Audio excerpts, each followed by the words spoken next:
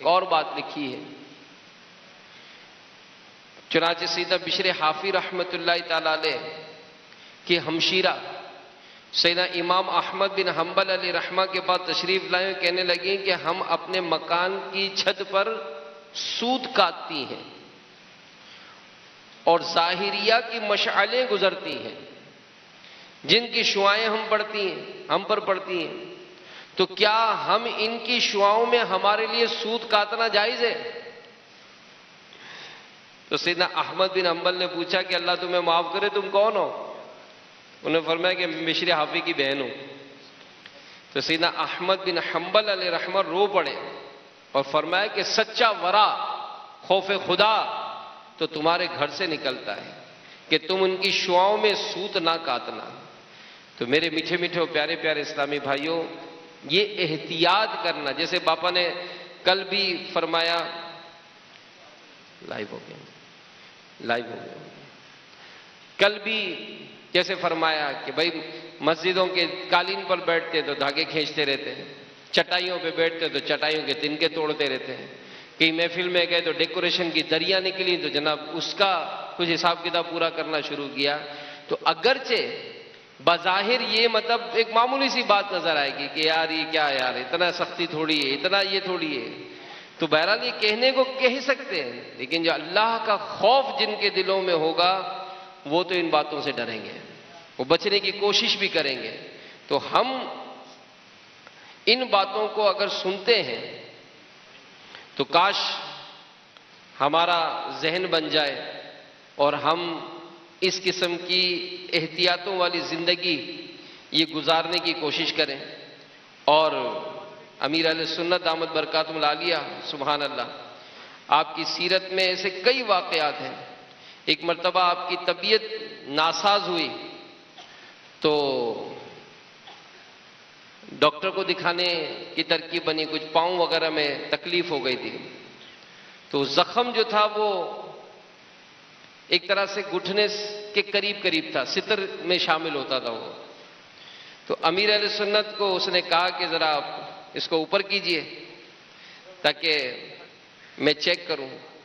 تو امیر اہل سنت چونکہ ظاہر دکھانے کی بھی اجازت ہوتی ہے، لیکن اس طرح سے نہیں کہ جو بھی بیٹھے ان کے سامنے ہم اپنا مطلب وہ کپڑے وغیرہ جو ہے وہ اونچے کر دیں۔ تو اس میں احتیاط جو ہے میرے میٹھے میٹھے اسلامی بھائیوں یہ بہت ضروری ہے۔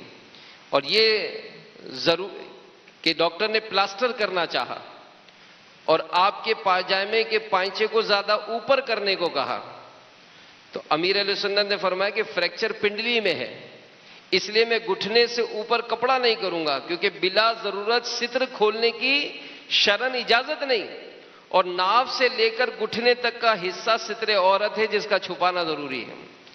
چونکہ گھٹنے سے اوپر کپڑا کیے بغیر پنڈلی پر پلاسٹر ممکن ہے، تو پھر بلا حاجت ستر کیوں ظاہر کرنے دوں؟ آخر کار گھٹنے پر سے کپڑا ہٹائے بغیر پلاسٹر کر دیا۔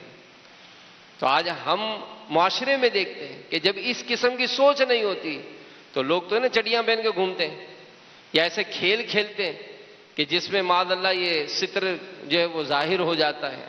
تو ہمیں مدنی ماحول اپنانا ہوگا کہ مدنی ماحول میسر نہ ہونے کی سب وجہ سے علم دین سے دوری کی بنا پر دیگر کئی معاملات کی طرح علاج کے معاملے میں بھی مسلمانوں کی تعداد بے احتیاطی کا شکار نظر آتی ہے۔ بلا ضرورت اعضائے ستر کھول دینا، مرد کے ہوتے ہوئے نرس سے انجیکشن لگوانے کا مطالبہ کرنا، یا عورتوں کا لیڈی ڈاکٹر کو چھوڑ کر مرد سے علاج کروانا، یہ عجیب تر ہے۔ اور اس معاملے میں بھی امیر اہل سنت کا ایک بار مدینہ شریف حاضری کے دوران بس میں کھڑے ہو کر سفر کرنا پڑا، اچانک طبیعت خراب ہو گئی اور بس میں ہی نیچے تشریف لے آئے، یعنی گر گئے۔ ڈاکٹر کے پاس لے جایا گیا، اس نے معائنہ کرنے کے بعد نرس سے انجیکشن لگانے کو کہا، تو امیر اہل سنت دامت برکاتہم العالیہ نے فرمایا کہ میں مرد سے ہی انجیکشن لگواؤں گا۔ تو آپ کے انکار پر ڈاکٹر حیران ہو گیا کہ اب تو مرد خود مطالبہ کرتے کہ عورت انجیکشن لگائے، اور حیرت ہے کہ آپ نرس سے انجیکشن نہیں لگوا رہے۔ تو اس کا سوال ایک سوال جواباً سلسلہ ہے یہ بڑی بہترین کتاب ہے پردے کے بارے میں سوال جواب. اگرچہ یہ اس نام سے ظاہر ہے کہ اسلامی بہنوں کے لیے، لیکن یہ کتاب ہم کو بھی پڑھنی چاہیے. اس میں امیر اہل سنت سے سوال کیا گیا کہ عورت کیا مرد ڈاکٹر کو نبض دکھا سکتی ہے؟ تو جواب، اگر لیڈی ڈاکٹر سے علاج ممکن نہ رہے تو اب مرد ڈاکٹر سے رجوع کرنے کی اجازت ہے. ضرورتاً وہ مرد ڈاکٹر مریضہ کو دیکھ بھی سکتا ہے، مرض کی جگہ کو چھو بھی سکتا ہے، مگر مرد ڈاکٹر کے سامنے عورت صرف ضرورت کا حصہ جسم کھولے. ڈاکٹر بھی اگر غیر ضروری حصے پر قصداً نظر کرے گا یا چھوئے گا تو گناہگار ہوگا. انجیکشن وغیرہ عورت کے ذریعے لگوائے کہ یہاں عموماً مرد کی حاجت نہیں ہوتی. اور یہ پوچھا گیا کہ اگر نرس نہ ہو اور انجیکشن لگوانا ضروری ہو تو عورت کیا کرے؟ تو فرمایا کہ صحیح مجبوری کی صورت میں غیر مرد سے لگوا لے. ایک اور سوال پوچھا گیا کہ کیا مرد نرس سے انجیکشن لگوا سکتا ہے؟ جواب، نہ انجیکشن لگوا سکتا ہے، نہ پٹی بندھوا سکتا ہے، نہ بلڈ پریشر نپوا سکتا ہے، نہ ٹیسٹ کروانے کے لیے خون نکلوا سکتا ہے. الغرض بلا اجازت شرعی مرد و عورت کو ایک دوسرے کے بدن چھونا حرام اور جہنم میں لے جانے والے کام ہے. تو اس ضمن میں ایک واقعہ سنیے کہ ایک نوجوان کسی بزرگ کے پاس حاضر ہوا اور کہنے لگا کہ آپ فرماتے کہ بد نظری سے پرہیز کرو، لیکن بازار میں جاتے ہوئے مجھ سے اپنی نظروں کی حفاظت نہیں ہوتی. تو نوجوان ہوں، بازار میں بے پردہ لڑکی کو دیکھ کر نظر اٹھ جاتی، کیا کروں؟ تو بزرگ نے کہا کہ یہ راز سمجھاؤں گا میں، میرا ایک کام کرو، یہ ایک پیالہ لو دودھ کا اور بازار کے دوسرے کنارے پر جو بزرگ ہیں نا ان کو دے کر آؤ، لیکن خبردار گرنا نہیں چاہیے کچھ. اگر گرے گا تو ایک آدمی تمہارے ساتھ کروں گا جو بازار میں جوتے لگائے گا. اس نے کہا ٹھیک ہے. اب وہ پیالہ بڑی احتیاط کے ساتھ لے کر اسی کی طرف نظر کیے دوسرے کنارے پر پہنچا اور قطرہ بھی نہیں گرا. بڑا خوشی خوشی واپس آیا. کہا حضور میں نے آپ کا کام کر دیا، میں پیالہ دوسری جگہ پر پہنچا کر آ گیا. تو کہا کہ کچھ گرا تو نہیں؟ کہا نہیں حضور بالکل نہیں گرا. کہا کیوں؟ کہا آپ نے آدمی ساتھ رکھا تھا اور آپ نے کہہ دیا تھا کہ گرے گا تو جو 2 جوتے بھی پڑیں گے. تو فرمایا کہ بزرگ نے کہا کہ یہی اللہ والوں کا حال ہوتا ہے کہ وہ ہر وقت اپنے دل کے پیالے پر نگاہ رکھتے ہیں، اسے چھلکنے نہیں دیتے، کیونکہ انہیں یہ پتا ہوتا ہے کہ اگر گناہ کی وجہ سے پیالہ چھلک گیا، نظر بہک گئی تو قیامت والے دن سب کے سامنے رسوائی ہوگی. تو اللہ کا خوف اور روز قیامت کی رسوائی کا جسے اندیشہ ہوگا، جسے خوف ہوگا، تو وہ کبھی بھی بد نظری نہیں کرے گا. تو اللہ تعالی ہمیں بھی بد نظری سے بچائے، قیامت کی شرم عطا فرمائے، اللہ عمل کی توفیق عطا فرمائے. آمین بجاہ النبی الامین صلی اللہ علیہ وسلم. الحمدللہ رب العالمین والصلاة والسلام علی سید المرسلین. اما بعد فاعوذ باللہ من الشیطان الرجیم.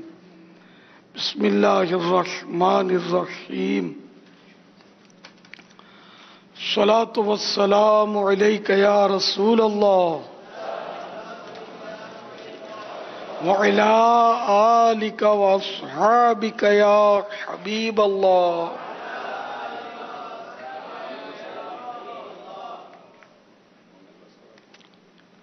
لا الہ الا اللہ محمد الرسول اللہ صلی اللہ تعالی علیہ وآلہ وسلم. الصلاة والسلام علیک یا نبی اللہ وعلی آلک واصحابک یا نور اللہ.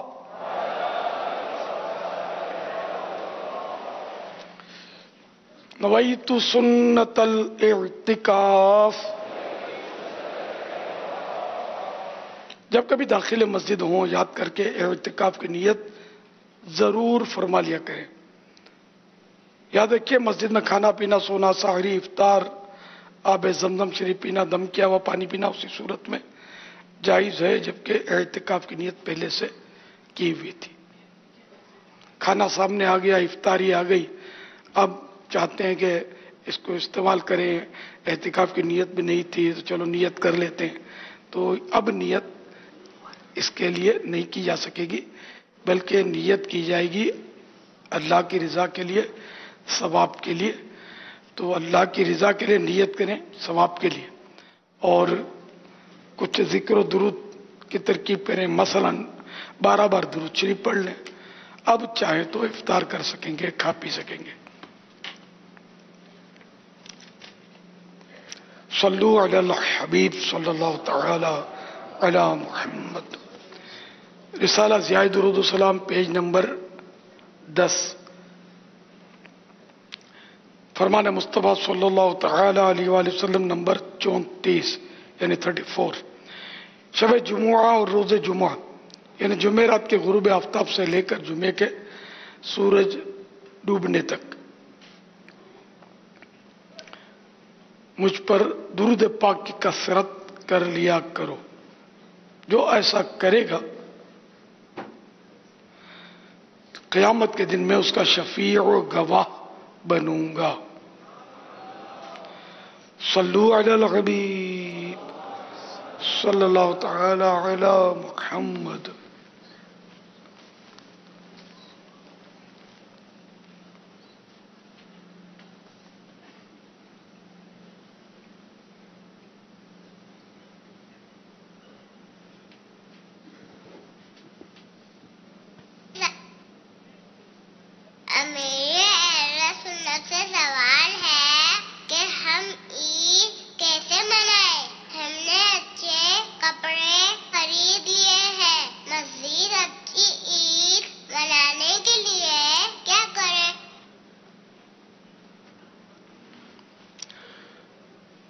ماشاءاللہ. عید یہ واقعی خوشی کا دن ہے، اور خوشی میں اچھے کپڑے، اچھے کھانے، یہ عام طور پر اس کا سلسلہ ہوتا ہے، کوئی حرج نہیں ہے. اور عید کے دن نئے کپڑے پہننا ثواب کے لیے ہو اور کپڑے بھی شریعت کے مطابق ہوں تو مستحب ہے کہ عمدہ کپڑے پہنے. اب نہیں ہے نئے کپڑے تو جو سب سے عمدہ کپڑے ہیں گھر میں وہ پہن لے. اور یہ بھی نہیں ہے تو کوئی سے بھی دھو کر پہن لے. اگر کسی نے نئے کپڑے نہیں پہنے یا عمدہ کپڑے بھی نہیں پہنے تو گناہ گار نہیں ہوگا. یہ نہیں کہیں گے کہ اس نے عید نہیں منائی. عید میں تو عید کی نماز پڑھی جاتی ہے، عبادت کی جاتی ہے. مردوں پر اس کے شرائط کے ساتھ عید کی نماز واجب ہوتی ہے، پڑھنی ہوتی ہے اس کو. اور عید کے دن ایک وظیفہ پڑھا جاتا ہے، سبحان اللہ العظیم و بحمدہ. اگر 300 بار پڑھ لیں عید کے دن، اور حضرت آدم علیہ السلام سے لے کر قیامت تک جتنے مسلمان ہوئے ان سب کو ایصال ثواب کر دیں. جتنے ہوئے جتنے ہوں گے سب کو ایصال ثواب کر دیں تو اللہ تعالی سب کی قبر میں 1000 انوار یعنی 1000 نور، روشنیاں، لائٹیں، تو 1000 انوار قبر میں داخل فرمائے گا. اور جب یہ ایصال ثواب کرنے والا فوت ہوگا، جو عید کے دن یہ پڑھ کر ایصال ثواب کیا ہوگا، تو اس کی قبر میں بھی 1000 انوار یعنی 1000 نور داخل ہوں گے. پھر عام دنوں کے مقابلے میں عید کے دن خیر خیرات زیادہ کرنی چاہیے. راہ خدا میں زیادہ پیسے، کھانے، چیزیں دینی چاہیے. جیسے بعض غریب لوگ ہوتے ہیں وہ عید کے دن بھی اتنی عمدہ غذائیں بنا نہیں سکتے. اب مثلا آپ نے شیر خورما بنایا، اب شیر خورما غریب، واقعی جو غریب ہے تو وہ نہیں بنا سکتا. دودھ مہنگا، پھر بادام پستے مہنگے. تو کیا ہی اچھا ہو کہ جب آپ نے شیر خورما بنایا تو تھوڑا تھوڑا اپنے پڑوسیوں کو دے دیں، غریبوں کے گھروں پر بھجوا دیں، تو ان کے بچے بھی شیر خورما پی کر ان کا بھی دل خوش ہو جائے گا۔ اسی طرح یہ بھی ہو سکتا ہے کہ عید سے پہلے غریبوں کے بچوں کو اچھے اچھے کپڑے بنوا دیے جائیں، یہ بھی عید سے ایڈوانس میں ہی ایک کار ثواب، تاکہ اس کے بچوں کے دوسرے بچوں کے عمدہ لباس دیکھ کر دل نہ جلے کہ ہم نے بھی عید منائی، اور وہ سب سنت کے مطابق، شریعت کے مطابق۔ آج کل کے لباس جس طرح کے ہیں اس میں عموماً سنت کے مطابق نہیں ہوتے، سنت کے مطابق نہ ہونا وہ بھی اپنے واحیات قسم کے لباس ہوتے ہیں، تو اس طرح کے لباس تو نہ پہنے نہ کسی کو پہنائے، شریعت کے مطابق لباس ہوں واجبی سے، تو وہ ہونے چاہیے۔ عید کے دن خوب سیر و تفریح کی جاتی ہے، مرد و عورت اکٹھے ہو کر تفریح گاہوں پر جمع ہوتے ہیں اور خوب میوزک بجتے ہیں، گانے بجتے ہیں، اور بعض لوگ ناچتے ہیں، بعض قومیں بھنگڑے ڈالتی ہیں عید کے دن، کے خوشی کا دن ہے۔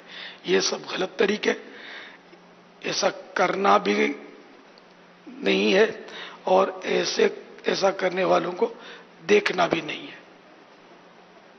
ڈھول بجانا، میوزک بجانا، یہ ڈھول کی تھاپ پر ناچنا، یہ سب گناہ کے کام ہیں۔ واللہ تعالی اعلم ورسولہ اعلم عز وجل، وصلی اللہ تعالی علیہ وآلہ وسلم۔ صلوا علی الحبیب صلی اللہ تعالی علی محمد۔ محمد عظیم خان کہتے ہیں اللہ تبارک و تعالی کے لیے جسم ثابت کرنا کفر ہے۔ اب جیسے یہ کہتے ہیں رزق دینا اللہ کے ہاتھ میں ہے، کیا اس سے بھی جسم ثابت کرنا لازم آئے گا؟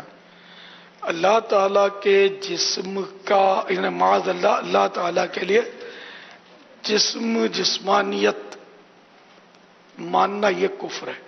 تو اس سے مراد یہ کہ جیسے کہ ہمارے جسم کا کوئی ہاتھ ہے نا، تو اللہ تعالیٰ کا بھی اسی طرح کا جسم کا کوئی حصہ ہے، جسم کا ٹکڑا ہے، یا جیسے بدن ہوتا ہے، تو ایسا بدن اگر مانتا ہے اللہ تعالیٰ کا، تب تو اسلام سے بالکل خارج ہو جائے گا، مرتد ہو جائے گا۔ یہ مانا ہے اللہ تعالیٰ کے جسم سے پاک ہونے کے۔ باقی یہ تو محاورے ہیں، کہ یہ بھی محاورہ ہے کہ مارنے والا اگر ایک ہاتھ والا ہے تو بچانے والا 1000 ہاتھ والا ہے، 1000 ہاتھ والا نے سب سے بڑھ کر طاقتور ہے بچانے والا۔ تو یہ قرآن کریم میں بھی ہاتھ کا ذکر ہے، چہرے کا ذکر ہے، لیکن یہاں مطلب یہ متشابہات یا تو کہیں ہوتے ہیں، کہیں یہ ہوتے ہیں کہ محاورات ہوتے ہیں، کہ محاورہ ہوتا ہے۔ ہاتھ حمایت کا بھی تو ہوتا ہے نا، کہ یار وہ اس پر تو بھائی پورے تھانے کا ہاتھ ہے، ایسے جو کا ہاتھ ہے اس کو چھیڑنا نہیں، یا فلاں کام میں ہاتھ نہیں ڈالنا پھنس جاؤ گے۔ تو یہاں ہاتھ سے مراد یہ 5 انگلیوں والا ہاتھ نہیں ہوتا، حمایت ایک طرف، یا ہاتھ مت ڈالنا یعنی وہ کام مت کرنا، یعنی بالکل اس کے قریب بھی مت جانا۔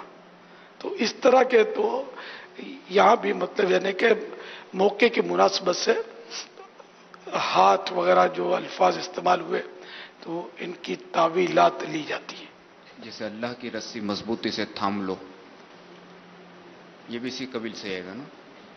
اور رسی سے مراد یہ رسی وہ نہیں ہے، قرآن کریم۔ یعنی اس میں ید اللہ فوق ایدیہم، کہ اللہ کا ہاتھ ان کے ہاتھوں پر، تو جو ہمارے بزرگان دین ہیں، علماء، ان کے 2 طرح کے مذہب ہیں۔ جو متقدمین یعنی پرانے ہیں وہ کہتے ہیں کہ اس کی مراد اللہ تعالیٰ جانتا ہے، ہم اس پر اعتقاد رکھتے ہیں کہ یہ حق ہے، اور علماء نے فرمایا یہی سلامتی والی راہ ہے کہ اس کا معنی جو بھی ہے وہ حق ہے اور اللہ تبارک و تعالیٰ جانتا ہے۔ البتہ بعد میں جو ہمارے بزرگان دین رحمہ اللہ اجمعین آئے ہیں، وہ پھر یہی تعویل والی راہ کسی وجہ سے بتاتے ہیں کہ اس کا مطلب یہ ہے کہ اللہ تبارک و تعالیٰ کا دست قدرت، اس کی قدرت، اس کا غلبہ، حمایت، یہ چیزیں یہاں پر اس سے مراد ہیں۔ वल्लाहु ताला अअलम व रसूलुहु अअलम अज़्ज़ व जल्ल व सल्लल्लाहु ताला अलैहि व आलिहि वसल्लम सल्लु अलल हबीब सल्लल्लाहु ताला सल्लल्लाहु एक ताला इस्लामी बहन का सवाल है कि यूं तो मैं दावत इस्लामी को पसंद करती हूँ, अच्छी लगती है इनको दावत इस्लामी, लेकिन आप हजरात के साथ एक मसला ये है कि आप में मनक़बत हैं और मनक़बत में आपने औलिया कराम के बारे में जो कुछ लिखा है तो इसमें आप हजरात जो है ना वो औलिया कराम से मदद मांगते हैं कि ये दे दें, ये दे दें, वो दे दें। और ठीक है, अल्लाह के नेक बंदों को औलिया कराम का वसीला होना चाहिए, लेकिन ये जो आप डायरेक्ट मांगते हैं ना, ये नहीं उनकी समझ में आता। तो वैसे ये दावत इस्लामी से मोहब्बत करती हैं, इनको दावत इस्लामी अच्छी लगती है, मगर यहाँ इनको समझ में नहीं आ रहा, तो ज़रा समझा दें। आम आदमी से भी डायरेक्ट मांग सकते हैं ना, ये दे दो, ये उठा दो, ये रख दो, जरा ये उठवा दो, ये पहुंचा दो, या पैसे दे दो।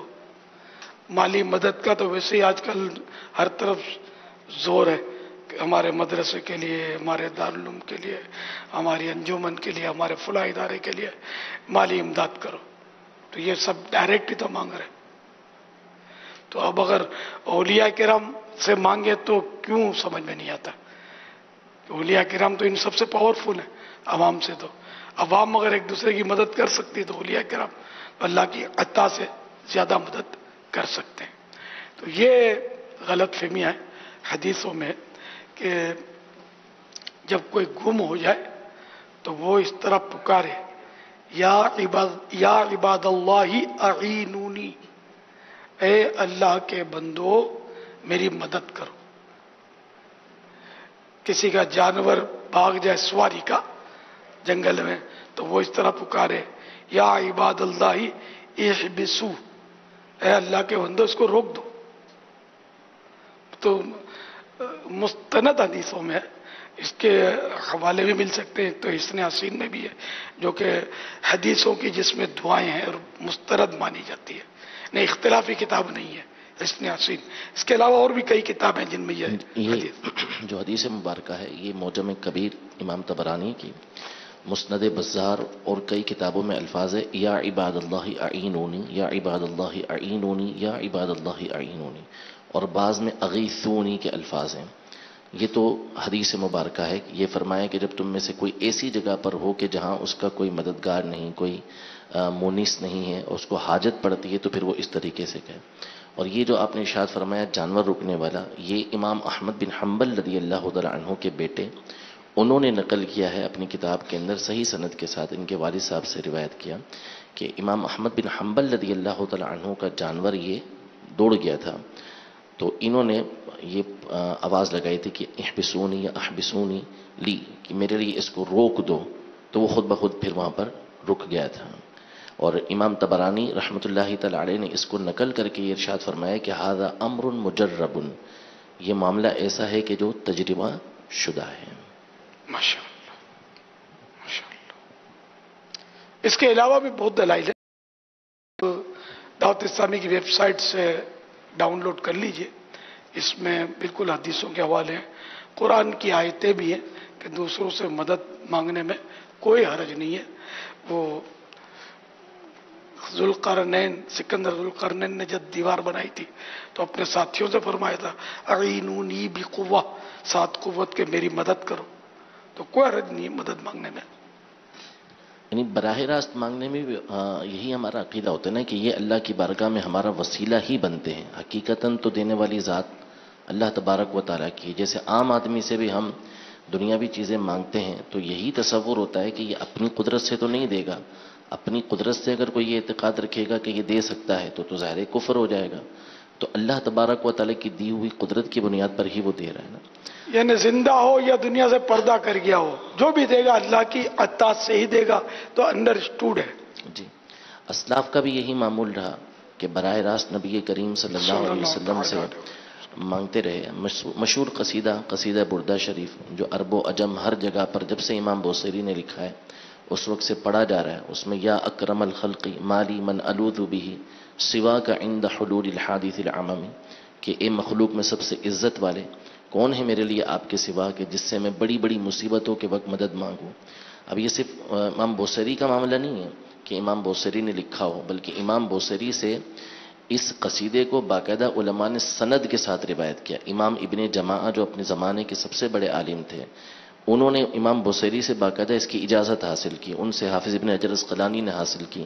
پھر یہ سلسلہ در سلسلہ چلتا ہوا آیا اور 20 شروحات قصیدہ بردہ شریف کی بڑے بڑے علماء نے لکھی. ملا علی قاری نے، حافظ ابن حجر حتمی نے، امام جلال الدین محلی رحمۃ اللہ تعالی علیہ نے، سب نے اس شعر کو لکھ کے برقرار رکھا. اگر یہ شعر شرکیہ یا کفریہ ہوتا تو پھر وہ تنبیہ فرماتے کہ یہ تو شرک و کفر ہے، لیکن وہ اس کو پڑھتے بھی رہے، اس کی تعلیم بھی آگے دیتے رہے.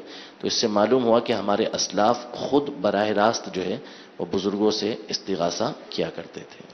استغاثہ مانے فریاد. یہ پڑھ نہ دیں شعر نعت خان. اکرم الخلق ما لمن الوذ به یا اکرم الخلق ما لمن الوذ به سواك عند حلول الحديث الأمام مولاي صل وسلم دائما أبدا على حبيبك خير الخلق كلهم. ماشاءاللہ. اچھا، اسلامی بہن اگر مطمئن ہو گئی ہیں تو بھی پیغام دے دیں، مطمئن نہیں ہوئی تو بھی پیغام دے دیں. سوشل میڈیا کے ذریعے یہ سوال آیا تھا تو آپ پیغام دیں تو اسی ذریعے سے دے دیں، شاید ہو سکتا ہم تک پہنچ جائے. صلو علی الحبیب صلی اللہ تعالی. اگر دودھ میں بلی منہ ڈال دے تو کیا شرعی حکم ہے؟ مکروہ. دودھ میں جھوٹا بلی کا دیکھ لیتے، ناپاک تو نہیں ہوگا دودھ. مکروہ تنزیہ یا جو بھی ہے، یہ دودھ کا شاید پانی کا ہوگا. پانی میں منہ ڈالا. سر بلی نے جیسے ابھی بھی چوہا کھایا اور اس کے منہ پر چوہے کا خون وغیرہ لگا ہوا ہے اور منہ ڈالا پانی یا دودھ میں تو ناپاک ہو گئے. اور ورنہ بظاہر اس کا منہ صاف ہے، کوئی نجاست نظر ہی نہیں آ رہی اور اس نے منہ ڈالا تو ناپاک نہیں ہوگا. کہ بلی اگر چوہا کھاتی بھی ہے نا یا کوئی گندگی میں منہ ڈالتی ہے نا، پھر اس کی عادت ہے کہ یہ زبان سے چاٹتی رہتی ہے تو یہ چاٹ چاٹ کے پاک کر دیتی ہے. تو بلی کا جھوٹا مکروہ تنزیہ ناپسندیدہ، یہ گھریلو جانور ہے، اس سے بچنا مشکل ہے. واللہ تعالی اعلم ورسولہ اعلم عز وجل وصلی اللہ تعالی علیہ وآلہ وسلم. صلو علی الحبیب صلی اللہ تعالی علی محمد. یہ اکرام صاحب ہیں مرکز الاولیاء لاہور سے. اگر شلوار دوران نماز نیچے ہو جائے، ٹخنوں سے نیچے آ جائے تو کیا نماز کے دوران اوپر کر سکتے ہیں یا ویسے ہی رہنے دیں؟ ویسے ہی رہنے دیں. ویسے بھی یہ غلط فہمی ہے کہ ٹخنے سے نیچے ہو تو نماز نہیں ہوتی. عوام تو ہوتی ہے نہیں ہوتی ہے، دو باتیں جانتے ہیں. کرات یا مکروہ، اس کی اقسام وغیرہ، قسمیں، کائنڈس عام طور پہ نہیں جانتے. تو اگر شلوار ٹخنوں سے نیچے ہو تو نماز مکروہ تنزیہ ہی ہوتی ہے، یعنی ناپسندیدہ ہے ایسا رکھنا. تو نماز کے پہلے ہی اس کو مطلب صحیح کر لیں، لیکن اڑس کر نہیں. اگر یوں فولڈ کریں گے تو نماز اس طرح پڑھنا مکروہ تحریمی ہو جائے گا. پائچے بھی موڑیں گے، فولڈ کریں گے تو یہ بھی نماز کو مکروہ تحریمی کریں گے. یہ عام لوگ کرتے ہیں اس طرح. تو مسئلہ جو ہے وہ میں نے آپ سے عرض کیا. تو اس کو یوں نیچی اگر رہنے دیا تو مکروہ تنزیہ. اچھا، اور اگر کسی نے تکبر سے نیچے رکھا ٹخنوں سے تو معاذ اللہ پھر مکروہ تحریمی ہوگی نماز. تو سنت یہی ہے کہ پائچے ٹخنوں سے اوپر ہوں، شلوار سلوائی ہی اسی طرح جائے کہ وہ ہر وقت ٹخنوں سے اوپر رہے. اور یہ مسئلہ ٹخنوں سے اوپر رہنے والا یہ ہے مردوں کے لیے. نماز میں بھی عورت نیچے ہی رکھے گی ٹخنوں سے، مردوں کے لیے اوپر رکھنے کا. اور اڑسنا جو یہ سب کے لیے ممانعت ہے کہ نماز میں کف ثوب سے منع کیا گیا، کپڑے اڑسنے سے، فولڈ کرنے سے. واللہ تعالی اعلم ورسولہ اعلم عز وجل وصلی اللہ تعالی علیہ وآلہ وسلم. صلو علی الحبیب صلی اللہ تعالی علی محمد. ایک کنفیوژن ہوتی ہے عام لوگوں میں کہ آپ جو علماء وغیرہ ہوتے ہیں یہ مکروہ تحریمی ہے، یہ مکروہ ہے، یہ ناجائز ہے، یہ نہیں کرنا چاہیے. تو کیا اس حکم شریعت کے پیچھے قرآن کریم کے آیات اور حدیث اور اس طرح کے معاملات ہوتے ہیں کہ آپ جو بھی سننے یا دیکھنے والے ہوتے ہیں، عوام ہوتے ہیں، آپ انہیں کہتے ہیں کہ یہ نہیں کریں، یہ نہیں کریں، تو اس کے پیچھے وہ کون سے اصول ہوتے ہیں جس کی بنیاد پر یہ جوابات دیے جاتے ہیں؟ عوام کی بات نہیں ہے، علماء کرام قرآن و حدیث سے ہی جواب دیتے ہیں. قرآن و حدیث سے مراد یہ نہیں ہوتا کہ آیت میں صراحتاً کسی بات کا ذکر ہو، صراحتاً یعنی کھلے لفظوں میں. اب ورنہ تو 5 نمازیں جو ہم پڑھتے ہیں جس انداز پر پڑھتے ہیں، 4 رکعتیں ہیں اور 2 رکعتیں اور 3 رکعتیں، تو یہ گنتیاں بھی تو قرآن کریم میں آیتوں میں تو نظر نہیں آتی. اس کے لیے پھر حدیث میں دیکھا جائے گا، تو حدیثوں میں یہ گنتیاں موجود ہیں. اچھا، پھر کئی باتیں ایسی ہیں کہ جو حدیثوں میں ہماری سمجھ میں نہیں آتی، پھر اس شرح میں دیکھی جائیں گی. اچھا، تو یہ شرح میں بھی سمجھ میں نہیں آتی، پرانی شرحیں جو لکھی ہوئی ہیں، پھر یہ علماء سمجھاتے ہیں کہ اس کا مطلب یہ ہے، اس کے معنی یہ ہے. تو یوں جا کر یہ مسائل، پھر فقہ کی کتابیں لکھی گئی، فقہی مسائل پر ہزاروں کتابیں لکھی گئی. تو جو علماء ہیں لکھنے والے، تو وہ قرآن و حدیث ہی سے مطلب لے کر یہ سب لکھتے ہیں. اپنی مرضی کا مسئلہ کوئی بھی نہیں بتاتا. شرعی مسئلہ یا شریعت کے معنی یہی ہے. شریعت یعنی اللہ اور رسول کا حکم، یوں سمجھ لو کہ جو اللہ اور رسول فرماتے ہیں بس یہ ہے شریعت. تو اس لیے شرعی مسئلہ دریافت کرنا، اس کے معنی بھی یہی ہے کہ بھئی اس معاملے میں اللہ اور رسول کیا فرماتے ہیں. پوچھنے والے کے لیے بھی ایک ہے، جیسے اعلیٰ حضرت رحمۃ اللہ تعالی علیہ نے عوام کے لیے جیسے ایک اصول بیان کیا کہ وہ معتمد و مستند، قابل اعتماد اور ایک جیسے مضبوط ہوتے ہیں، ان کو تلاش کر کے پوچھے. یہ عوام کی ذمہ داری دی ہے. اور بتانے والے کو بھی اس بات کا بڑا لحاظ رکھنا پڑے گا کہ وہ جو کہہ رہا ہے یا جو کہہ رہے ہیں اس کے بارے میں ان کو اتنا یقین ہونا چاہیے کہ یہی شریعت کا حکم ہے. تو یہ عوام کو بھی اتنا خیال رکھنا ہے اور بتانے والے کو بھی خیال رکھنا ہے. بتانے والے کی ذمہ داری زیادہ ہے، پوچھنے والا تو پوچھے گا. پوچھنے والے کو یہ چاہیے کہ صرف عاشق رسول عالم دین سے پوچھے، ہر ایرے غیرے سے نہ پوچھتا پھرے. ہر مسجد کا امام بھی عالم نہیں ہوتا. تو بہرحال یہ کہ نہ ہر داڑھی والا عالم ہوتا ہے کہ کسی مولانا کو، یعنی مولانا تو ہمارے عرف میں داڑھی والے کو بولتے ہیں. وہ داڑھی ہے، اس کو چادر رکھی ہوئی ہے، بال بھی سفید آ گئے، پٹکا بھی باندھا ہے. اب بولو یہ بہت بڑی علمی اور روحانی شخصیت ہے، یہ ضروری نہیں ہے. تو ان سے نہ پوچھا جائے، بلکہ آپ کو معلوم ہے کہ یہ واقعی کوئی عالم ہے، مفتی اسلام ہے، تو مسئلہ ان سے پوچھا جائے. بلکہ میں تو یہی عرض کرتا رہتا ہوں کہ اسٹیج کے مقرروں سے مسئلے پوچھنے کے بجائے، بھلے اس کے ساتھ نام مفتی لکھا ہوتا ہے، یہ میں رسک ہوتا، میں نے سنے مسئلے اسٹیجوں پر بھی سنے شرعی مسئلے. باقی وہ حکایات اور دیگر معاملات مدینہ عموماً، تو شرعی مسئلے فقہی یہ جو حصہ ہے نا، یہ ایک مخصوص طبقہ علماء کا ہے. ہر ایک مسائل کی گہرائی میں نہیں جا پاتا. تو مفتی اگر تھا بھی، اب اگر وہ اسٹیج پر آ گیا نا اور اس کے روز روز خطابات ہو رہے ہیں، تو اب اس کی فقہ پر گرفت جو ہے نا، یہ ڈھیلی ہونے کا ٹھیک ٹھاک امکان ہے اور رسک ہے.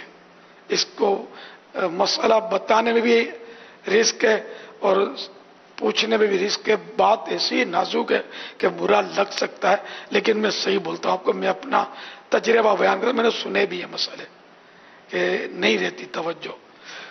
تو جو فی الحال دارالفتاء میں بیٹھ کر فتویٰ نویسی کرتا ہوں نا، یہ سب سے بہترین ہے شخص جس سے مسئلہ پوچھا جائے. جیسے دارالفتاء اہل سنت ہے، بھلے عمریں چھوٹی ہوتی ہیں ان کی، لیکن یہ رات دن یہ کتابیں گھماتے رہتے ہیں.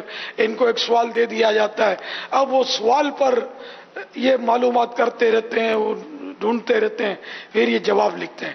پھر ان کے استاد اس کو چیک کرتے ہیں، استاد چیک کرتے ہیں، اس میں غلطی ہوتی ہے تو ریجیکٹ کر دیتے ہیں، دوبارہ لکھو یا فلاں فلاں جگہ اس کی اصلاح کر لو، فلاں کتاب میں سے اس کا مسئلہ نکالو.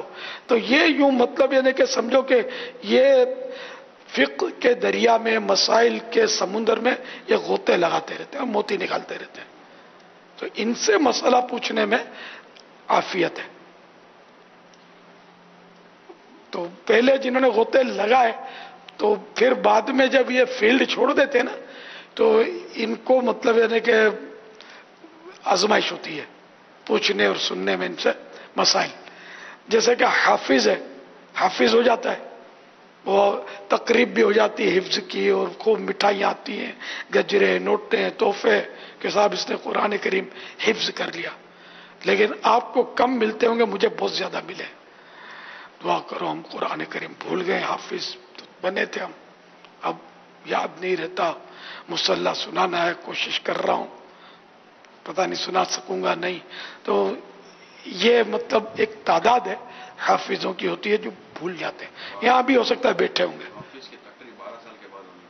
ہاں، ہر مطلب ہے نا کہ ہر حافظ ہی رہے یہ ضروری نہیں ہے. اب اس میں آپ سمجھ جائیں کتنا نازک معاملہ ہے. میرا مسائل میں فیلڈ اس وقت ہے کہ اس وقت سے جبکہ آپ کی اکثریت شاید پیدا بھی نہیں ہوئی تھی، لیکن میں خود بھی مطلب بھول جاتا ہوں. تو علماء نہیں ہوتے، میں ڈر جاتا ہوں، گھبرا جاتا ہوں، ابھی کیا کروں.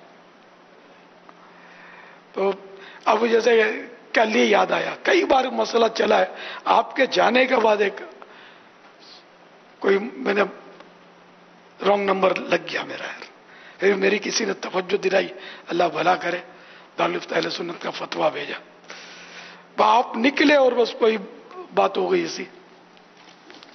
تو اس کا میں ازالہ بھی کر دوں. میں نے یہ بتایا کہ گھٹنے پر ہاتھ رکھنا یہ ایک تعظیم کی صورت ہے، اور یہ اس کو میں نے جائز قرار دیا. اب وہ فتاویٰ دارالفتاء اہل سنت کا فتویٰ سائیں بھائی نے مجھے بھیجا. تو گھٹنے پر ہاتھ رکھنا یوں تو جواز کی صورت تو لکھی ہے، لیکن وہی کہ تعظیم کے لیے کرے گا، تعظیم کی نیت سے تو ناجائز ہے. اب میں نے لگا دیا نا رونگ نمبر، حالانکہ میں نے یہ مسئلے پڑھے ہوں گے تو بھول جاتا ہوں. تو وہ کہ گھٹنے پر ہاتھ اگر برکت کے لیے رکھے گا، کیونکہ اس میں بغیر جھکے ممکن نہیں ہے، جو کھڑے کھڑے تو جھکنا پڑتا ہے اور رکوع کی حد تک جھک جاتا ہے. تو تعظیم کے لیے یہ میں نے مسئلہ بھی بتایا تھا شاید کل، یہ میں سے 12 بتایا میں نے کہ یعنی کسی یہ سلام کرتے ہیں تو جھک کر سلام کرتے، محاورہ بھی ہے جھک کے سلام کرتا ہے. تو کسی کو سلام کیا اس کے آگے تھوڑا جھکا تو یہ ہے مکروہ، اور اتنا جھکا کہ رکوع کی حد تک پہنچ گیا تو ہے حرام. یہ سلام کرنے میں، ہاتھ ملانے میں.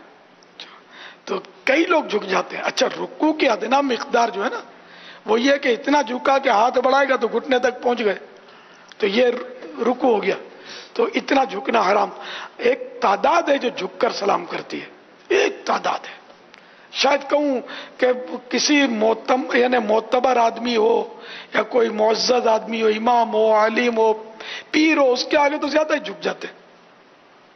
عوام کے سامنے کم جھکتے ہیں، افسروں کے سامنے بھی جھکتے ہوں گے، یہ جھکنے میں خیال رکھے تو اسٹیٹ کھڑے رہے، تن کے بھی نہیں، نارمل جو کھڑے ہوتے ہیں، السلام علیکم کر لیا کافی ہے، السلام علیکم یہ کیا، تو اب یہ کراہت میں داخل ہوئے، مکروہ ہے، مکروہ تنزیہ، اور جھک کے بھائی خیریت سے ہیں، اب اس کو جو یہ سلام میں جھکے اس کے آگے، تو یہ اگر ہاتھ بڑھائیں گے تو گھٹنوں تک پہنچ جائیں گے، تو اگر اتنے جھکے تو یہ حرام ہوا، گناہ گار ہوں گے۔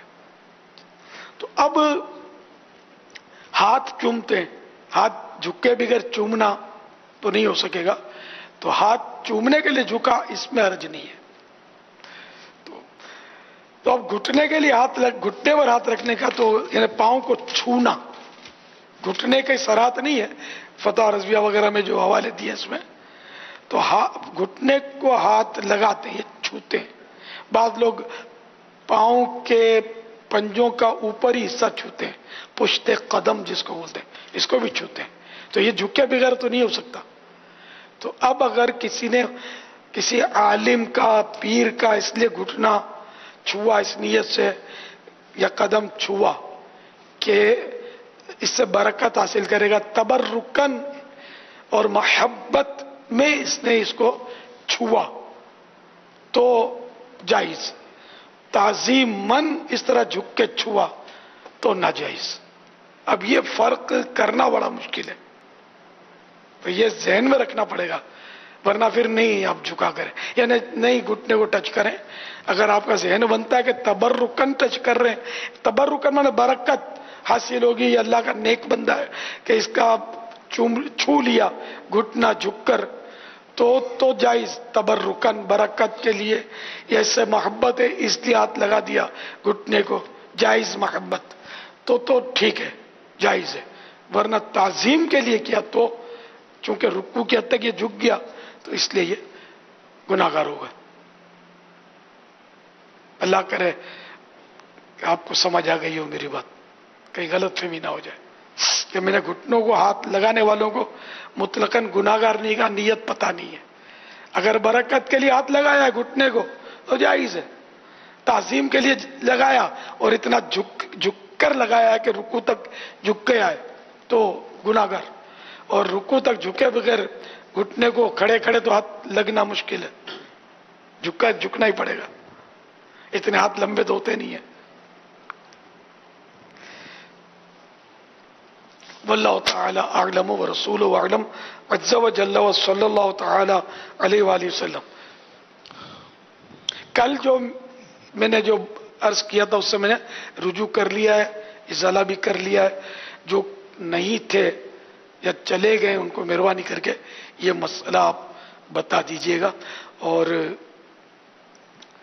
ایڈٹ بھی کر لیجئے گا انشاءاللہ۔ پچھلے دنوں سوال ہوا تھا تو اس کا جواب نہیں دیا گیا تھا کہ اگر سجدہ صاحب کرنے کے بعد دوبارہ کوئی غلطی ہوئی تو پھر سجدہ صاحب لازم ہوگا یا نہیں ہوگا؟ تو سجدہ صاحب کرنے کے بعد اگر کوئی غلطی سہون ہوتی ہے، یعنی ظاہر سی بات ہے جان بوجھ کے کرے گا تو نماز ہی واجب الادا ہو جائے گی، اگر دوبارہ ہوا کسی کو ایسا کوئی واجب چھوٹا یا کوئی غلطی ایسی ہوئی بھولے سے تو اب سجدہ صاحب کرنا اس کے اوپر لازم نہیں، نماز ہو جائے گی اس کی۔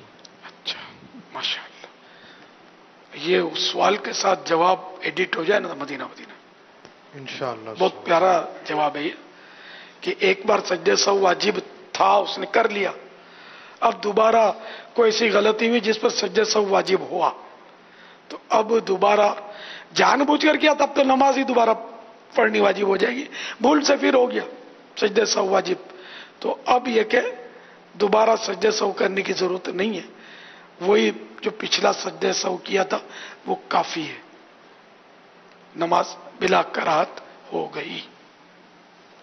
واللہ تعالی اعلم ورسولہ اعلم عز وجل وصلی اللہ تعالی علیہ وآلہ وسلم۔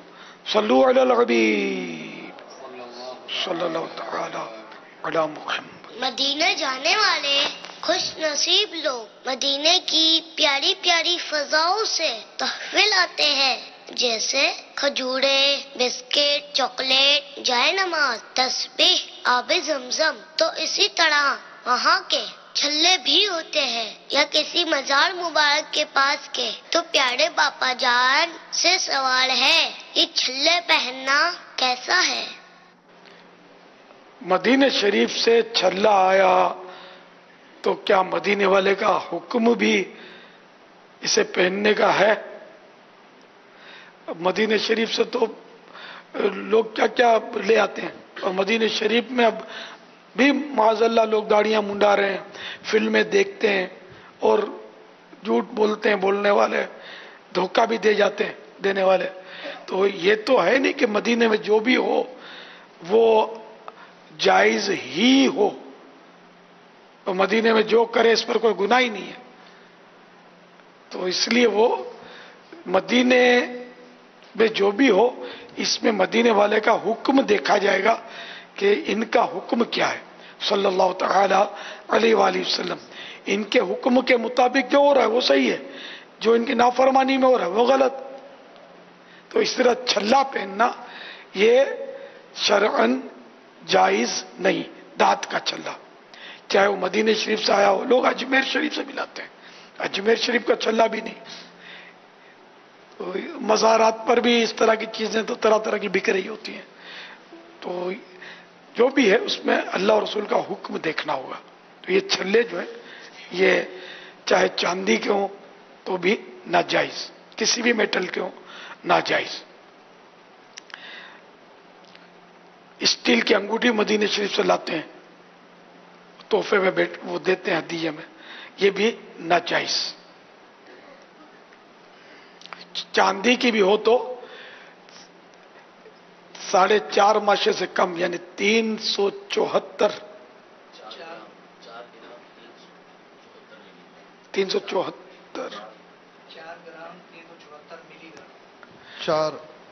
4 گرام 374 ملی گرام. اچھا 4 کے اوپر 374 ملی گرام. کل جو کہا گیا تھا اس کو بھی ایڈٹ کرنا پڑے جی گا. کل بھی غلط تھا اس میں. 374 ملی گرام. اچھا تو اس میں غلط کمپوزنگ ہو گئی ہے لگتا ہے.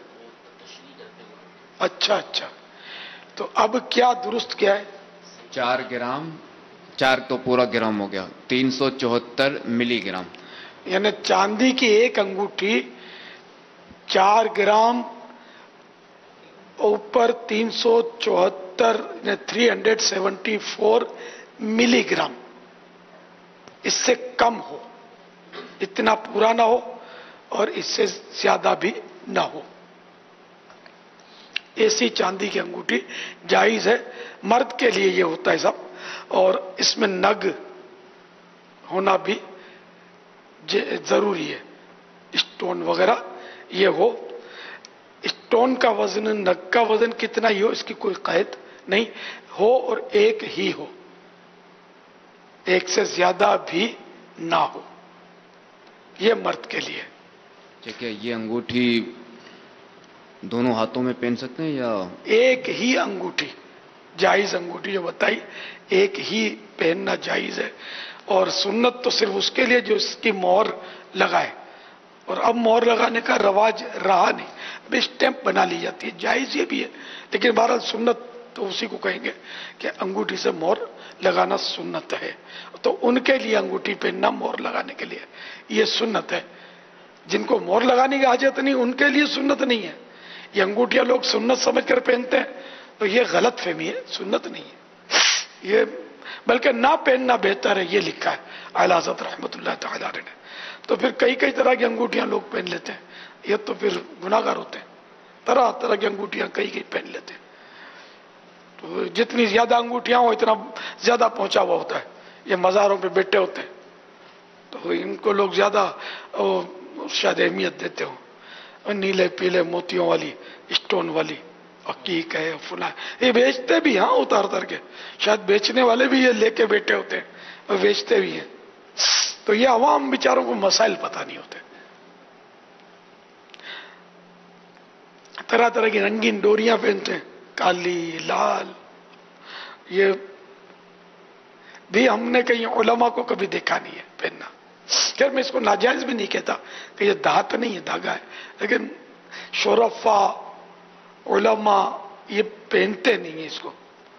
تو اس لیے ہم کو مطلب جو بزرگ کریں نا اپنے اسی پر نظر رکھی جائے. یہ جو عام طور پہ موالی قسم کے لوگ جو کرتے ہیں تو ان کی نقالی نہ کی جائے.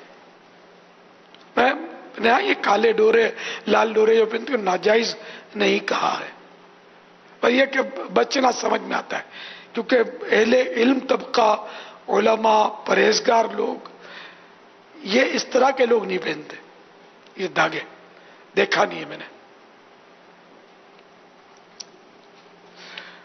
اسی طرح چین پہنتے ہیں، بریسلیٹ چین، بریسلیٹ ہاتھ پہ جو پہنتے ہیں، ہاتھ پہ جو چین نما اچھا چیزیں اس پہنتے کو ہیں، بریسلیٹ کہتے ہیں. اچھا. تو یہ دانت کی جو زنجیر ہے میٹل کی بریسلیٹ، یہ بھی مردوں کے لیے جائز نہیں.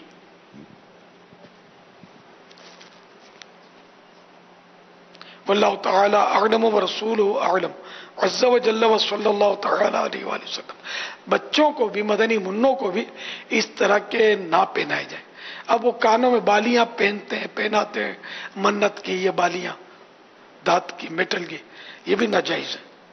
ایسی منت جو ناجائز ہو اس کا پورا کرنا بھی ناجائز ہوتا ہے. بھلے منت کا نہیں پہنے بالیاں، یہ عورت کا کام ہے، یہ مرد کا کام نہیں ہے. بچوں کو بھی نہ پہنائیں، پہنانے والا گناہگار ہوگا. بچوں کو پہنائیں گے تو میٹل کی بالی، اس کو شاید بودلا بولتے ہیں اپنی میمنی میں. یہ کسی بزرگ کی نسبت بھی کرتے ہیں. داول شاہ جو بودلو یہ جو یہ بالی پہناتے ہیں، یہ مطلب وہ بس وہ علم کی کمی، اور ہماری قوم ہے میمن قوم میں یہ دیکھا ہے. تو یہ اس کو داول شاہ کا بودلا پہلے تو سنتا تھا میں. داول شاہ کو بزرگ ہیں، قصور ان کا نہیں ہے، قوم نے اپنے طور پر بس بنا لیا کہ داول شاہ کی منت میں یہ کان چھدوا کر اس کو یہ. اب دوسری قوموں میں کچھ اور بزرگوں کی طرف نسبتیں ہوتی ہوں گی. واللہ تعالی اعلم ورسولہ اعلم عز وجل وصلی اللہ تعالی علیہ وآلہ وسلم. صلو علی الحبیب صلی اللہ تعالی علی محمد. حضرت شیخ ابو سعود عبداللہ رحمۃ اللہ تعالی علیہ بیان کرتے کہ ہمارے شیخ محی الدین عبد القادر جیلانی رحمۃ اللہ تعالی علیہ اپنے مریدوں کے لیے قیامت تک اس بات کے ضامن ہیں کہ ان میں سے کوئی بھی توبہ کیے بغیر نہیں مرے گا. میٹھے میٹھے اسلام بھائی، عالمی مدنی مرکز فیضان مدینہ کے حاضرین، مدنی چینل کے ناظرین، اور جو عاشقان رسول مدنی مذاکروں میں شریک ہیں، آئے ہم اپنے گناہوں سے توبہ کریں. سیدی غوث اعظم رحمۃ اللہ تعالی علیہ کے سلسلے میں شیخ طریقت امیر اہل سنت کے ذریعے داخل ہو جائیں. آپ جو الفاظ ادا فرمائیں آپ بھی دہرائیں، اس کی برکت سے آپ سلسلہ عالیہ قادریہ طاریہ میں داخل ہوں گے. اور وہ ناظرین و عادین جو پہلے ہی کسی سلسلے میں داخل ہیں، چاہیں تو بیعت برکت حاصل کر سکتے ہیں. امیر اہل سنت فرمائے مرید ہوتا ہوں میں، تو آپ کہیے طالب ہوتا ہوں میں. آپ اپنے ہی پیر صاحب کے مرید رہیں گے انشاءاللہ عز وجل. اس سلسلے کا فیضان بھی جاری ہو جائے گا. میں امیر اہل سنت سے عرض کرتا ہوں میں توبہ بھی کروا دیں اور غوث پاک رحمت اللہ تعالی علیہ کے سلسلے میں داخل بھی فرما لیں. الصلاۃ والسلام علیک یا رسول اللہ وعلی آلک واصحابک یا حبیب اللہ. لا الہ الا اللہ محمد الرسول اللہ صلی اللہ تعالی علیہ وآلہ وسلم. توبہ کرتا ہوں میں اپنے تمام پچھلے گناہوں سے، اور وعدہ کرتا ہوں میں کہ آئندہ شریعت پر چلوں گا، بد مذہبوں اور برے لوگوں کی صحبت سے بچتا رہوں گا. ماں باپ کی نافرمانی، جھوٹ، غیبت، چغلی، وعدہ خلافی، گالی گلوچ، فلمیں ڈرامے، گانے باجے، بے پردگی وغیرہ وغیرہ گناہوں سے بچتا رہوں گا۔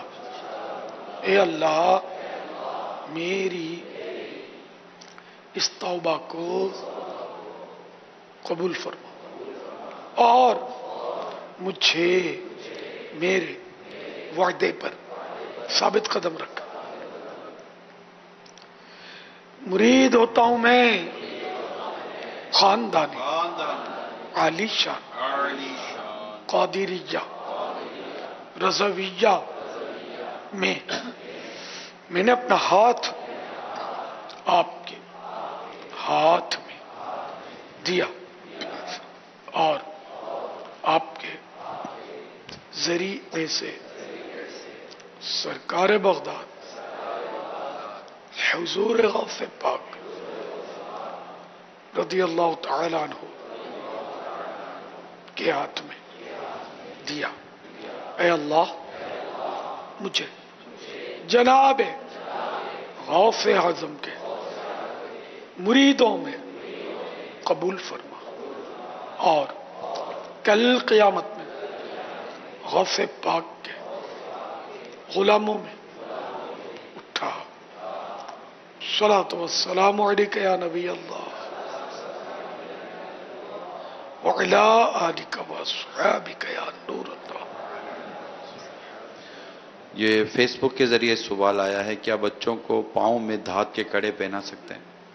لڑکوں کو نہیں پہنا سکتے، چاہے منت کے ہوں، تو ایسی منت پوری کرنا جائز نہیں جو ناجائز کام کی منت ہو، اس کو پورا نہ کریں۔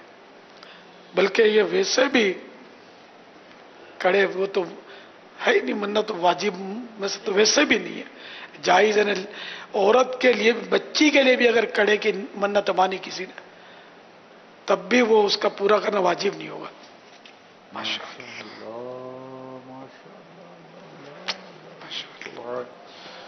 سبحان اللہ، اذکر اللہ، اللہ اللہ اللہ اللہ اللہ اللہ، ماشاء اللہ اللہ اللہ اللہ اللہ، ماشاء اللہ ماشاء اللہ ماشاء اللہ۔ ہمارے مفتی اہل سنت الحاج مفتی محمد قاسم قادری دامت برکاتہم العالیہ نے ہم کو پوری صراط الجنان پیش کر دی، عطا فرما دی۔ یہ 28 تا 30 آخری جلد بھی آ گئی، تفسیر صراط الجنان فی تفسیر القرآن مکمل ہو گئی، اور کل سے انشاءاللہ یہ مکتبۃ المدینہ سے ہدیتاً آپ طلب کر سکیں گے۔ اور نیت کریں انشاءاللہ پہلی جلد سے لے کر 10 جلدوں تک انشاءاللہ پورا قرآن کریم کی تفسیر صراط الجنان کا سیٹ ہم انشاءاللہ اپنے گھر میں رکھیں گے، اپنے پاس رکھیں گے انشاءاللہ، اور اس کو پڑھیں گے بھی۔ پوری پڑھنی ہے، اگر پڑھنا نہیں بھی آتا یا پڑھنے کا ذہن کم ہے تب بھی لینا ضرور ہے۔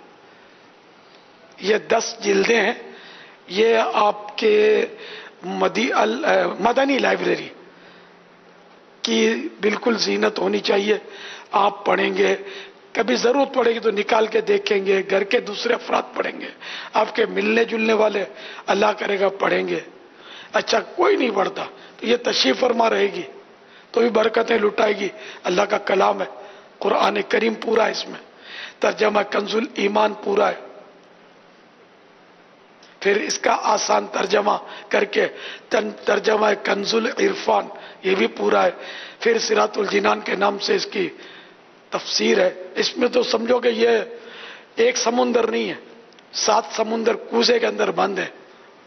آپ کو سمجھ آتی ہو تو میری بات، تو یہ سجا کے رکھیں، کوئی دیکھے گا تو تعارف تو ہوگا کہ بھئی صراط الجنان نام کی تفسیر 10 جلدوں میں ہے پورے قرآن کریم کی، تو وہ لینے کا شوق پیدا ہوگا، بلکہ دوسروں کو ترغیب دیں کہ اس کی ترغیب دلانا بھی کار ثواب ہے۔ اور پڑھنا ہے تو بس عاشقان رسول ہی کی پڑھنی ہے تفسیر، اس سے ایمان تازہ ہوگا، ایمان میں قوت پیدا ہوگی۔ वसवसों की काट होगी इंशाअल्लाह। तो कौन कौन नियत करता है 10 जिल्दें पूरी अपने मदनी लाइब्रेरी में रखने की इंशाअल्लाह, वह इसको हासिल करे, पैसे बचाकर जमा करके इसको हासिल करें, इसको अपनी लाइब्रेरी में रखें और रोज का थोड़ा थोड़ा पढ़ने की नियत कर लें। वैसे भी अपना वो मदनी इनाम है ना, इसकी तो इसके यही समझ आता है कि अभी तो लिखा हुआ नहीं है, इसकी एक आयत और उसके 3 आयत, उसके 3 आयत है ना, एक आयत शायद तय हुआ था, अभी तफसील ज्यादा है ना इसमें, या 3 आयत आया नहीं अभी तक तो 3 आयत ही है, मगर पापा एक आयत आप फरमा दें। 3 आयत का है, लेकिन इसके चूंकि बाज एक ही आयत के 4-4 5-5 सफ़हात पर मुश्तमिल वो मवाद होता है, तो उमूमन जो मदनी हलकों में सिलसिला चलता है ना, वो 4 सफ़हात का चलता है कि 4 सफ़हात तक बाज़ों का 3 आयतें भी हो जाती हैं, बाज़ों का फिर वो एक ही आयत। अच्छा, तो मदनी इनाम क्या तय हुआ इसका? 4 सफ़हात या 3 आयतें? तो अब ये फैसला तो हमारी मजलिस करेगी ना, जी जी हम तो कर नहीं सकते, तो मजलिस बोल देती ना। अभी हो मजलिस के जिम्मेदार हाजी फुजैल के पास ये मजलिस, हाजी मंसूर के पास है, हो सकता है इनका सूती पैगाम आ जाए कि क्या करना है, तो साथ ही में ऐलान कर देता तो तरकीब बन जाती। 12 वहां तो मेरा ख्याल अब सूरज डूब गया होगा हाजी मंसूर के यहाँ, नहीं वो बहुत देर से होगा, 5-7 मिनट यानी मरकज रोलिया में। अल्लाह खैर करे, तो ये जरूर हासिल करना है। तो चलो रोज के मतलब 4-4 सफ़ा ही पढ़ लिया करें, 1-1 सफ़ा पढ़ लें, 2-2 सफ़ा पढ़ लें। ये मदनी इनाम का ऐलान आ जाएगा तो फिर उसके मुताबिक मैं अर्ज कर दूंगा, अगर मुझे मिल गया तो इंशाअल्लाह।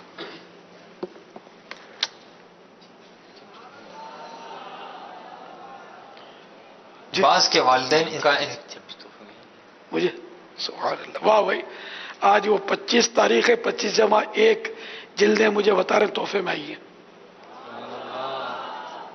अच्छा हुआ ना कोई बड़ा सा जुब्बा भेज देता तो मैं क्या करता, इसमें 26 का भला हो सकता है ना। अल्हम्दुलिल्लाह। पापा ये मैं मेरे मौलाना को देता हूँ, मुफ्ती मोहम्मद हसन साहब को पहला तोहफा। वही आपको पापा इसमें मजलिस से बात चल रही है कि अगर जैसे रमज़ान मुबारक का प्यारा महीना है, तो अगर बुकिंग करा लें तो हम इंशाअल्लाह ये सेट जो है वो इनको होम डिलीवरी यानी जो है ना वो घर पर पहुंचाने की सिलसिला बनाएंगे। मदीना तो रात को इंशाअल्लाह इसका मज़ीद तफसीली जो है वो तरीक़ेकार ये हम बयान करेंगे कि अगर 10 सेट कोई ख़रीदना चाहे तो बुकिंग करा ले, इंशाअल्लाह हम उसको होम डिलीवरी करने की मकतबतुल मदीना की तरफ से तरकीब बनाएंगे। अच्छा, आज आ गई है ये मकतबतुल मदीना पर? ये सिर्फ बाबुल मदीना में है अभी। अच्छा, बाबुल मदीना में है, ये जरा मैं पूछना चाह रहा हूँ। जी जी। तो ये जितने हमारे मोतकिफ हो ना, वो आज 26वीं शरीफ का तोहफा समझ के ले लें। सुभान अल्लाह। अगर यहाँ मकतबतुल मदीना पर हो और मंगवा लें ये, माशाअल्लाह। इतनी जिल्दें होंगी जी। हल्का निगरान वो अब ज़ाहिर इनको तरकीब बना देंगे, क्योंकि ये अभी हल्का निगरानों को रकम देंगे, फिर वो किसी को वकील बनाकर खरीदारी करेंगे, तो ये तरकीब बन जाएगी 1-2 दिन में इंशाअल्लाह। हाँ, तो 26वीं तक मगरिब से शुरू होगी ना, कल मगरिब तक रहेगी। ये ज़हन ये बनाएंगे मुतकिफिन, घर जाते आते ले लेंगे, घर जाते आते याद किसने रखना है। पापा ये आप ही ले लेंगे इंशाअल्लाह। याद भी रहना मुश्किल, फिर दोस्त आ गए गजरा पहना दिया तो फिर रही सही याद भी खत्म हो जाएगी, तो भूल गए। भाई ये याद रहेगा ना, इस पर आप जब लेने के बाद तारीख लिखेंगे ना, तो वो तारीख आप कौन सी लिखेंगे पता है? किस तारीख को ली? 26 रमजान मुबारक। जबकि ली हो, ली बाद में ली तो नहीं। तो ये रमजान मुबारक की याद रखने के लिए तो कुछ ना कुछ अपने लिखना भी चाहिए, किताबों पर, डायरियों पर। अगर जाती मालिक है अपने घर के दीवार पर, मुझे माह रमजान से प्यार है, या आखिरी दिन है तो अलविदा माह रमजान, इस तरह का ये यादगार रहती है। तारीख भी लिख दें, यही कि मसलन 25 रमजान मुबारक 1438 सिने हिजरी। ये बहुत अच्छा अमीर सुन्नत है, जिससे मुझे अपना तजर्बा کبھی امیل سنت کے ہاتھ سے کوئی ایسی کتاب تحفے میں ملی ہے نا، تو میں نے اس کے اوپر لکھ لیا ہے، اندر میں تاریخ لکھ لی، کب دی یہ لکھ لیا، اور امیل سنت کے دستے مبارک سے ملی تھی. تو اب کبھی بھی اس کتاب کو میں دیکھتا ہوں تو مجھے وہ وقت، وہ لمحہ، وہ گھڑی عموماً یاد آ جاتی کہ کس وقت امیل سنت نے عطا فرمائی تھی. تو یہ ایک یادگار چیزیں ہوتی ہیں جو لکھی جاتی ہیں، اور یہ لکھا ہوا بہت یاد آتا ہے. اور یاد رمضان قائم رکھنے کے لیے ایک پینافلیکس بھی مکتبۃ المدینہ نے جاری کیا ہے. امیر علیہ سنت کے مختلف موقعوں پر جو تحریریں تھیں اس کو جمع کر کے یہ پینافلیکس تیار کیا ہے. عشرہ رحمت، عشرہ مغفرت، عشرہ جہنم سے آزادی، اور ہلال عید کے حوالے سے شعر. یہ امیر علیہ سنت کی تحریر کا ہی عکس ہے، اور یہ ایک ہی پینافلیکس میں اس کو بنایا گیا ہے. اور اگر یہ بھی اپنے گھر میں سجا لیں تو انشاءاللہ پورا سال ہی رمضان کی یادیں رہیں گی انشاءاللہ. تو یہ 140 روپیہ ہدیہ پر باقاعدہ یہ پینافلیکس جو ہے وہ لٹکانے کی صورت میں نا یہ ترتیب بنائی جا سکتی ہے.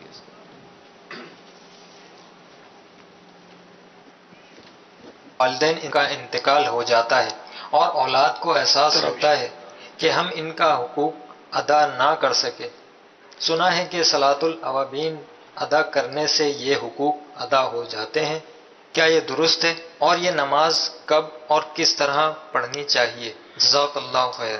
صلاۃ الاوابین ہو رہے، صلاۃ الوالدین ہو رہے انشاءاللہ وہ تراویح کے بعد آج رات میں.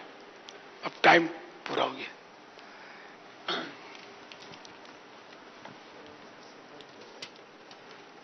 یہ سفر مدینہ کے لیے جو نا قرآن اندازے کے جو نام نکلے وہ لینے یا انیس، یہ جن کا نام پکارا جائے تو وہ مدنی تربیت گاہ پر پہنچ جائیں. انیس احمد ولد محمد سلیم، انیس احمد ولد محمد سلیم، انیس احمد ولد محمد سلیم. نعیم ولد نذیر راول پنڈی، نعیم ولد نذیر راول پنڈی، نعیم ولد نذیر راول پنڈی. فرید والقاسم باب المدینہ، فرید والقاسم باب المدینہ، فرید ولد قاسم باب المدینہ. نبیل خان ولد ندیم خان، نبیل خان ولد ندیم خان، نبیل خان ولد ندیم خان. صلو علی الحبیب صلی اللہ تعالی علی محمد، صلو علی الحبیب صلی اللہ تعالی علی محمد. سبحانک اللہم وبحمدک لا الہ الا انت استغفرک واتوب الیک. سبحانک اللہم وبحمدک لا الہ الا انت استغفرک واتوب الیک. سبحانک اللہم وبحمدک لا الہ الا انت استغفرک واتوب الیک. سبحانک اللہم وبحمدک لا الہ الا انت استغفرک واتوب الیک. اللہم انک عفو کریم تحب العفو فاعف عنی. اللہم انک عفو کریم تحب العفو فاعف عنی. اللہم انک عفو کریم تحب العفو فاعف عني.